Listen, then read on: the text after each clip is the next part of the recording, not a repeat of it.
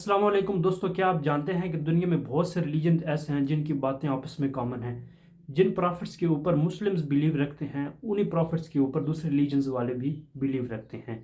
آئیے جانتے ہیں ان تین ریلیجنز کے بارے میں جن کی بہت سی باتیں آپس میں کامن ہیں۔ حضرت ابراہیم علیہ السلام کو مانا جاتا ہے کہ انہوں نے مونوتھیزم کو پروموٹ کیا۔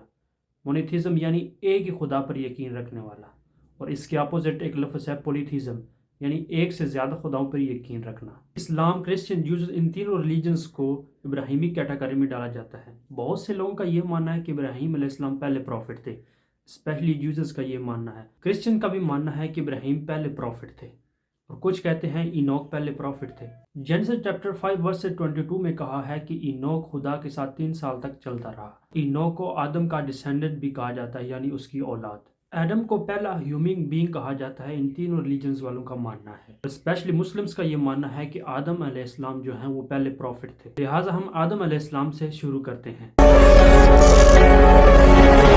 جو لوگ ریلیجنز کو ریڈ کرنے میں انٹرسٹڈ ہیں ان لوگ کو پتہ ہوگا کہ حضرت آدم علیہ السلام کو اللہ تعالیٰ نے مٹی سے پیدا کیا۔ جینیسس چیپٹر 2 ورسز 7 میں لکھا ہے کہ آدم علیہ السلام کو اللہ نے مٹی سے پیدا کیا، ان کو سانس دی اور وہ لیونگ بینگ بن گئے۔ جینیسس اصل میں بائبل کی پہلی کتاب ہے۔ گاڈ نے آدم علیہ السلام کو کریٹ کرنے کے بعد انہیں گارڈن آف ایڈن میں پلیس کر دیا، اور اس گارڈن میں 2 درخت لگے ہوئے تھے۔ ایک درخت کا نام ٹری آف لائف تھا، اور دوسرے درخت کا نام tree of knowledge of good and evil. Allah تعالیٰ نے آدم علیہ السلام سے فرمایا کہ جیسے چاہے اس میں رہے، لیکن اس درخت کے پاس نہ جانا ورنہ ظالموں میں سے ہو جاؤ گے۔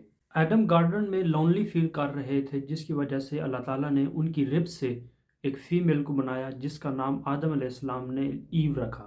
ایو کا مطلب ہوتا ہے یعنی لائف۔ قرآن سورۃ بقرہ میں آتا ہے اللہ تعالیٰ نے کہا تم اور تمہاری بیوی جہاں چاہو فراغت پاؤ، کھاؤ پیو۔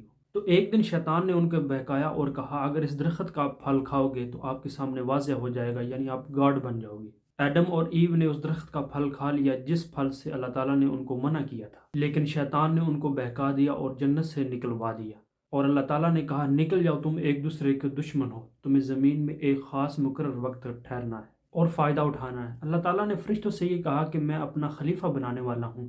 فرشتوں نے یہ کہا کہ آپ ایسے شخص کو کیوں بنانے والے ہیں جو زمین میں فساد کرے گا؟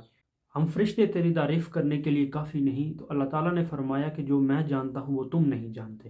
ایڈم کی اولاد سے ایک نوح نام کا شخص پیدا ہوتا ہے۔ کرسچن ان کو نوح کے نام سے پکارتے ہیں، اور مسلم ان کو نوح علیہ السلام کے نام سے پکارتے ہیں۔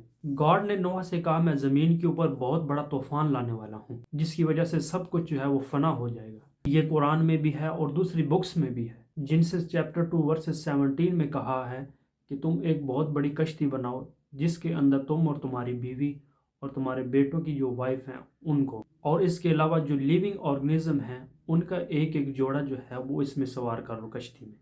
جب نوح علیہ السلام کشتی کو تیار کر لیتے ہیں اور اس پہ سوار ہو جاتے ہیں تو اللہ تعالیٰ کی طرف سے خوب بارش برستی ہے، ہر طرف پانی ہی پانی ہو جاتا ہے۔ 40 دن اور 40 رات تک مسلسل بارش رہتی ہے، سب کچھ پانی کے اندر ڈوب جاتا ہے 150 ڈیز تک۔ نوح علیہ السلام کی کشتی پانی پر تیرتی رہتی ہے اور اس میں موجود لوگ اور جانور وہ زندہ رہتے ہیں۔